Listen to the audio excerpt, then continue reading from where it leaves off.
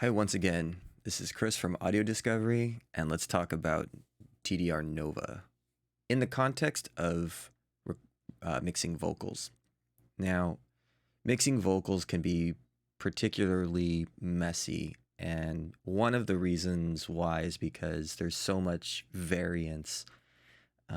You can have a lot of different flavors and there's a lot of different ways to go. And so being decisive is really important in any mixing activity, right? So you don't want to find things. You basically want to hone in on what you're looking for. Okay, so one of the things that happens with us bedroom producers is when recording things, there are just inconsistencies and little things that we need to adjust for in the mixing phase in order to sort of to compensate for what we don't have, which is typically a decent room and a decent setting. Now, nothing can really get you past a decent room. Having a really good place to record is really important, and a lot of that is going to be because of having other frequencies enter your mic signal with the vocals and stuff. When in like nicely tuned rooms, typically that's not as much of an issue, and they've dealt with that enough times where it's when you're a bedroom producer, you're doing it kind of for the first time and it's pretty much only for you. And there hasn't necessarily been a way of being able to appropriately address acoustics. So that being the case, and I understand it's getting wordy, let's talk about Nova. The Nova gives you a couple of different features that help with that. First off is having an EQ will help you tame certain vocals. Now, taming means when you have certain frequencies that are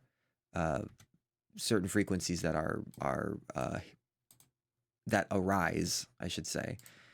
What happens in that is you will see that there are certain peaks. Right here, you see that there isn't really a whole lot of there aren't a lot of peaks that are overtly affecting the signal, right? So it doesn't sound like there's something that's like too over the top. Let's listen to this vocal and see what we're looking at. Back from the start. I wonder why they put the two voices together in one track. What we see is they've got a lot of breath. Now you can kind of see the characteristic, right? So as we listen to it, let's turn off the spectrum analyzer and just listen and see what it is that we're looking at. Back from the start, in a way you are meaningful. Okay, so in the context of the song, right, then we're not necessarily sure how it's going to blend because we don't know what the other instruments sound like. So that, but that's not important when it comes to knowing what you want to do with a sound. Okay, so first and foremost is I'm hearing a lot of upper mid resonance, which could make it stand out. If I want to mellow it out, then I might want to sort of pull that back down. What Nova does is it gives you frequencies, right? Frequency bands that you can do. You can go throughout the entire range of the frequency spectrum. So that's pretty handy because we can sort of dial in if we have a bunch of frequencies at the top that we need to sort of like really drill in and hone in on. The other thing that it does is it gives you some filters, right? So these are basically going to filter out things that are happening in frequencies that we don't need and don't want. So, so this will allow us to sort of really dial in, you know, a lot of, it'll do a lot of work with one fell swoop, so that we're not having to waste a peak or a shelf. And so it essentially gives us 6 controls, which is pretty handy, right? Okay. The other thing that we have is we have actually we have frequency dependent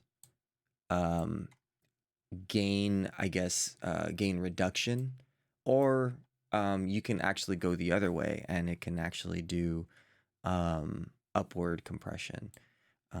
So meaning you're adding dynamics rather than reducing them. Reducing dynamics is basically what we're doing when we compress something. We're limiting the amount of we're making the tops quieter so that we can bring whatever's on the bottom up. Okay, so how does this work in context of vocals? Sorry, I keep sort of getting away from that. Now, there's a few different ways of being able to use Nova in order to sort of accomplish some of this stuff. So first off is a handy dandy frequency analyzer, where if we back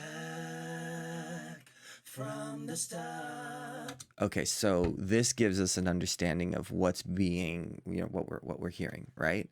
So as we know this stuff, we know that in this area, there's going to be some, you know, some work that we can do here, right? Actually, I also wanted to sort of point out that there is some low frequency stuff. If we listen to it, so let's do this. If we listen to what's happening in the low frequencies, this band solo is really handy, and it makes me like it.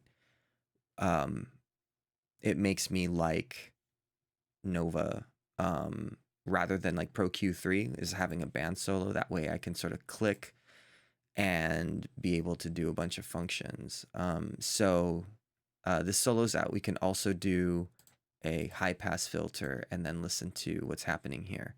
So your whatever you opt for. So right now let's do the band solo and listen. Okay, let's actually listen to this.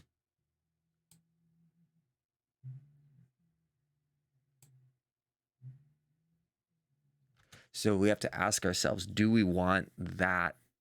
Do we want that information in? And I would posit that not really. That's kind of, that stuff would be distracting. It would add sort of muddiness to the vocal and a lack of clarity. Your clarity is going to be in this range, in from like 2K to about 7K or so. So the clarity's here, the intelligibility is in these areas here.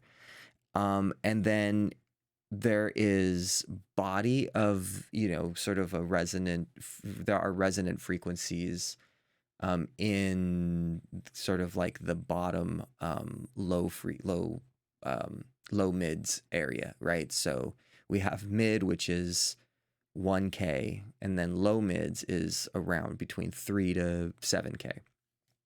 So in that area, let's take a listen to that, and oops, and see what that sounds like.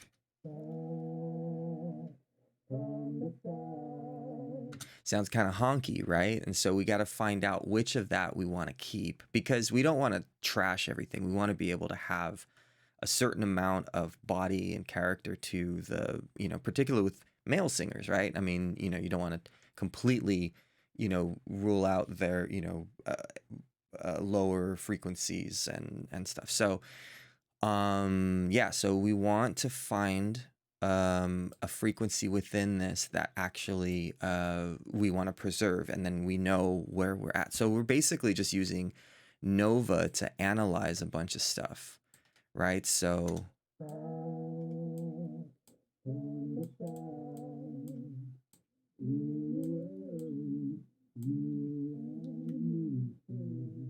okay, So here we have a set of frequencies that I think are okay to key in on. And then I think that when it goes to like 300K and 500K, we're able to sort of like pull that stuff down. So I would say let's take some of that and pull it down because it sounds honky and it sounds like horny.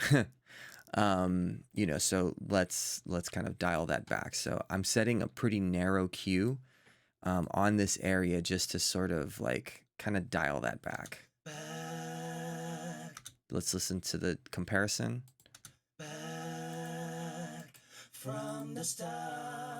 Okay, it's not hurting us too much, or it's not. I don't think it's hurting us at all. Almost unintelligible, but it's going to make a difference in the mix because what happens with all the instruments is you're going to get a buildup of around like 300 or so. So, you know, if we need to be a little bit more, you know, if we need to affect it, we can sort of exaggerate it and then dial it back when we know that it's too much. Back from the start, in a way. Okay, so I like that. I'm going to pull this in a little bit more. Back from the start. Okay. All right, so now let's sort of deal with the highs part. Okay, so let's listen to what we have here. Actually, I like so let's copy state A, state B. Come on. All right. So then if we want to keep, okay, so that's why. Okay, so then we can do this. Okay, so you hear that. So here's where Nova really gets, this is where you can really get the essence of Nova. All right, so we hear that. Let's actually do that. Okay, so that's harsh and garbage. So, and we see that that peak ends up, sorry, let's do this. You see that peak ends up in that 10K, is this sort of this area. So what I'm going to do is, this is a shelf to start off with. Let's put this into a band and really kind of narrow that down. And then instead of, okay, so here's what ends up happening. When you have an EQ, you end up pulling down and then you get you get muffled sort of high end, which this probably could use that. But let's just talk about this as far as Nova is concerned. So what we're looking to do is reduce that peak, right? We're not necessarily, we kind of want to keep the air and sort of that high mid sort of excitement. Okay, so that part right there. All right, so what we're going to do is we're going to activate the threshold, and then, so the threshold is going to be exceeded, but let's exaggerate. I'm going to pull it down. This gives you, watch, you'll see when it hits, you see that blue line is going to show you the blue line shows you the level of whatever is affecting that band. Okay, so you see how it exceeded where the threshold is, so we're good here. And you notice that in the, we have this blue line here. The blue line pulls down when it's exceeded. Or the yellow line is the actual thing. This is just the indication of where your compression is hitting. So all these frequencies are going to get some level of gain reduction when that threshold is hit. And then you can set attack and release as well, right? So we have the threshold, we have the ratio, and then so we can affect the ratio to get us more aggressive gain reduction when that is when it's exceeded.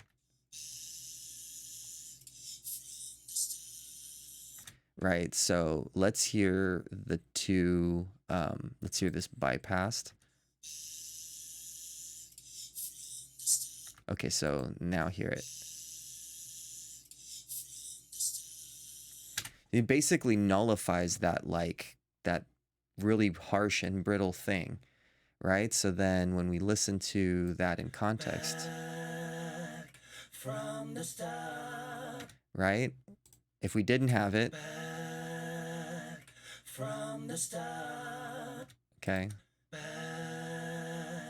from the start. Okay, so yeah, so the attack is fine. I don't want to really, like, I mean, if you killed it by setting this at, 100 microsecond or nanoseconds, I should say, it's not going to really do as, it's not, I mean, because you still want that S, you just want it to sort of be reduced. So I'm okay with it as it is at the 4 milliseconds. And the release is pretty decent. We can probably, set it at about 30 milliseconds. Which is really quick. It's very fast. So we're just, we just want to get that little sibilant thing out. So, and then, so we've addressed the sort of the sibilant areas, and then we addressed, an EQ, right? So we did basically just kind of like, yeah, we want to kind of reduce our EQ, right? So then, what's this stuff in the middle? I mean, so let's take a listen. Back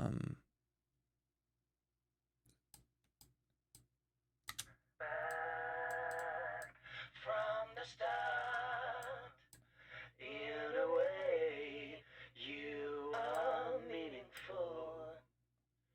Well, now, everything's back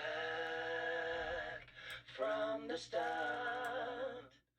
In a way, you are meaningful. So nothing is really standing out as being bothersome. You could just sort of address everything else with just moderate, EQ. And the magic of Nova is basically going to be in that sort of, in this case, it's a de-esser. But that sort of like when you see peaks, you don't want to touch the frequency overall. You just want it to touch it when, when you have, when you have that frequency poke out. And then on top of it, if we wanted to address why this is wideband, right? So, right, I mean, this is a pretty compressed signal. There's really no reason that you should need for there to be a, more compression to add to it.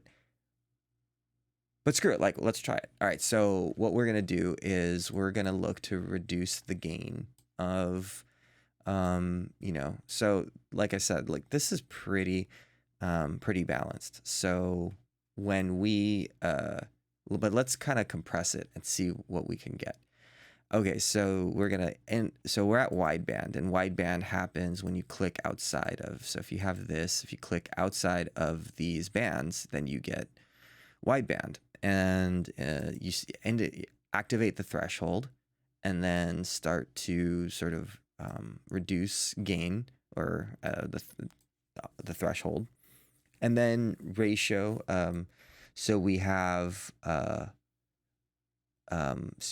1 to 1, and then you get some expansion here. So we're gonna reduce the gain. So let's do a lot, and then tamp it down, or pull it back when needed. So we're gonna attack it really aggressively. We're just gonna make a really aggressive wideband compressor, and basically this just acts like a digital compressor. From the start,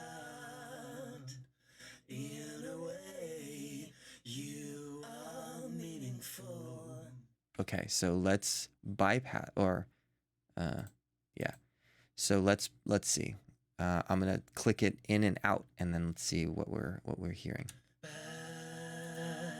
from the start, in a way, you are meaningful.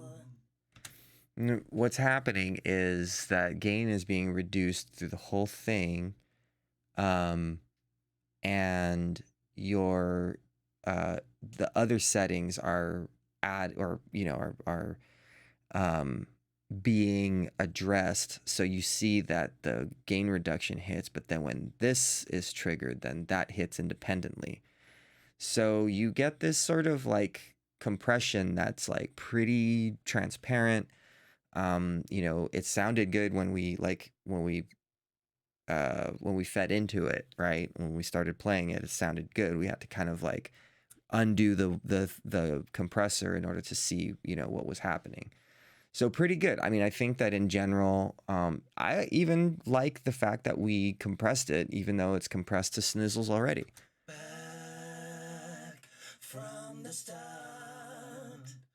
in a way you are meaningful. Well, now everything's okay for a night and a day, but it's been like ages of feeling speechless. Okay. Now, anything else that you would need to do within Nova is really just kind of like, it's all EQ and, the possibility of that dynamics aspect here, right? So we don't have I don't hear that many other like resonant peaks where it really, needs any attention. So that was pretty kind of cut and dry. And I think that in general, vocals should be sort of handled carefully. I mean, if you're gonna start going in and doing like, obviously, I know that your vocals, I think, are a little bit more natural. Like you want to approach them in a little bit more natural way.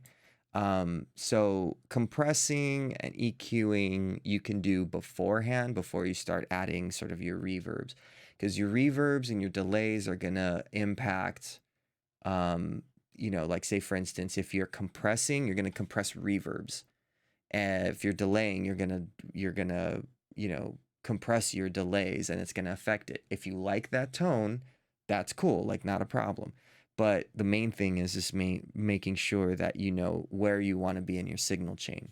You want, to sort of dial out all of the bad EQ artifacts so that when you're reverbing your vocals, they have been addressed with the EQ work that you did, right? So that you're not reverbing bad, the bad stuff that you would have wanted to EQ out. Would you put an EQ on after the reverb? Potentially, yes. And I have the reverb in on the insert here, but typically, you would add a send and send to that reverb, right? So you would send to the reverb, aux. And then you can EQ independently. And then also you have the option of EQing and throwing in some creative compression. There's another thing too that you can do is when you, so I have this send of the signal going to this channel.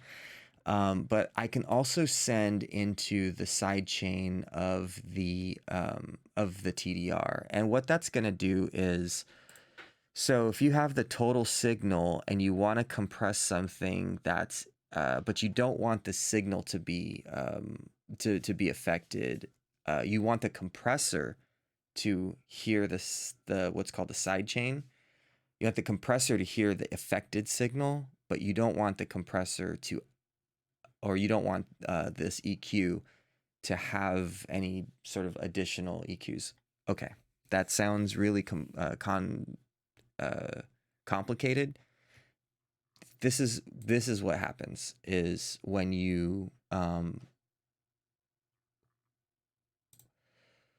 feed a signal to Nova, then Nova can hear this external sidechain. And what the external sidechain does is that it reacts to whatever you're feeding into it. The reason that I would want for this signal to affect this without the reverb is the reverb is doing something to the signal already. So this TDR Nova is going to react to how much ever you're affecting the signal. In particular, if you were to have a EQ or something affecting, if you're going to have an EQ affecting the reverb signal, you may want Nova to react to the original sound rather than this sort of EQ'd sound, typically because you're going to want to reduce the like those lower frequency artifacts that happen. So that way, okay, this is going to be really loud.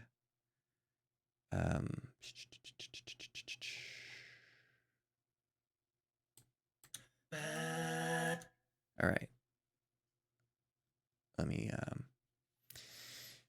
the signals are, oh, that's why, because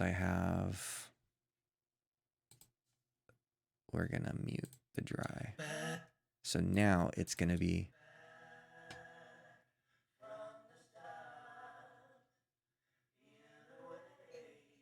so now if we do anything on this other instance of Nova, we can make the compressor react to the original signal, but it won't. So, like, say for instance, if you have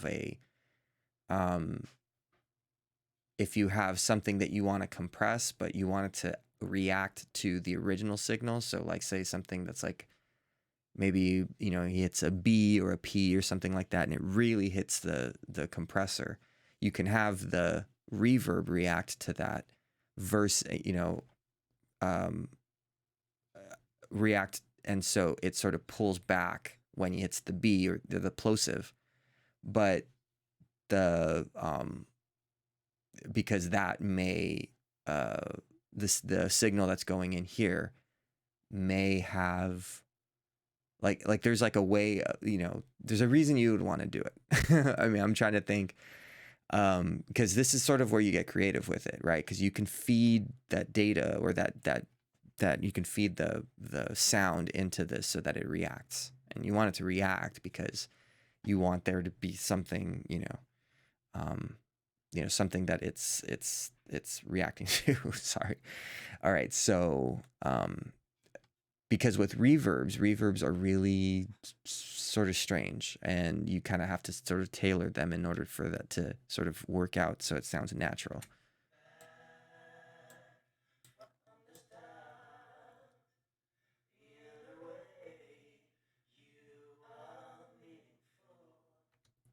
Right, so then, so you hear that sort of, you can brighten it up a little bit, you can kind of reduce the diffusion. Oops. So you could sort of set the damping a little higher. Okay. So that gives you a brighter reverb. And then let's show what is happening. I'm going to do wideband.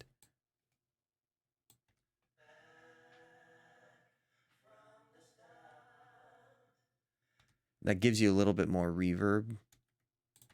Back from the start, in a way, you are meaningful. Now, a word about what we're feeding into Nova. You notice that there's really not a whole lot happening in that lower frequency. And you hear that there's not like a big spark of stuff. So you have independent control of your reverbs on one channel.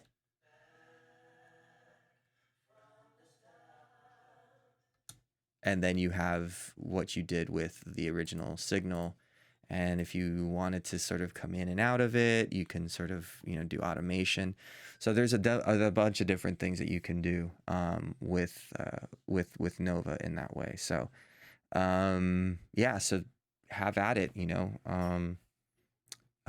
Remember that you can feed into multiple signals, and then you have a delay here. So then you can set that, where is preset?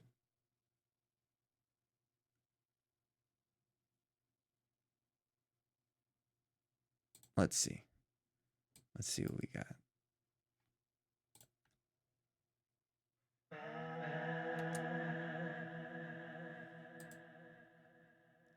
Right, maybe not.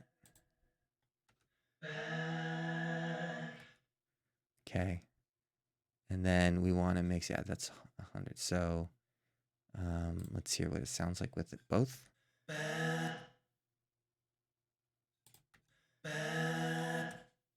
Okay, so that sounds like a, so let's do cheap crappy reverb. Never mind.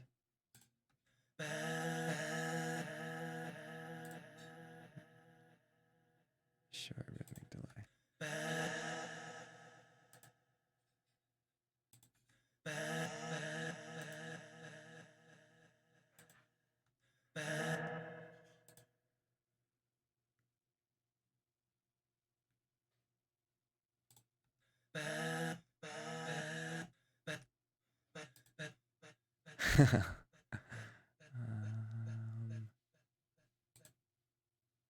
Yeah, so we're just going through presets.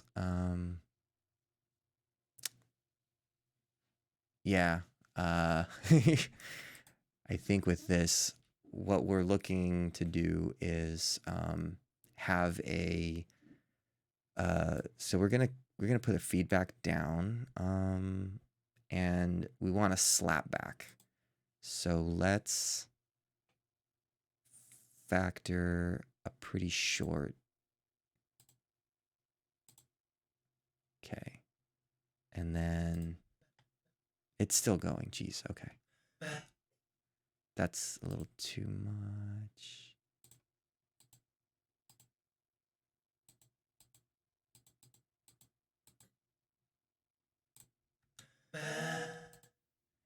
It's a little better.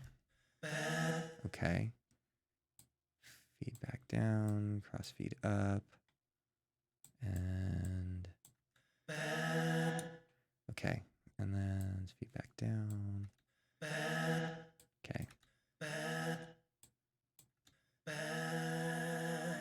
From the start. So throwing that in with the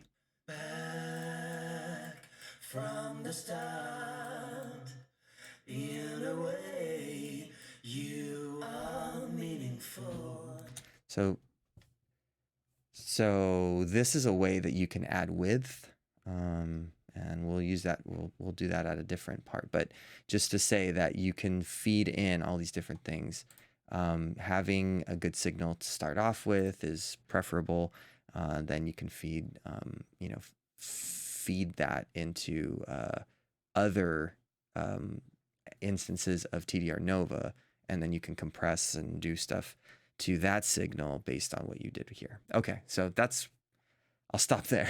All right, thanks. See you.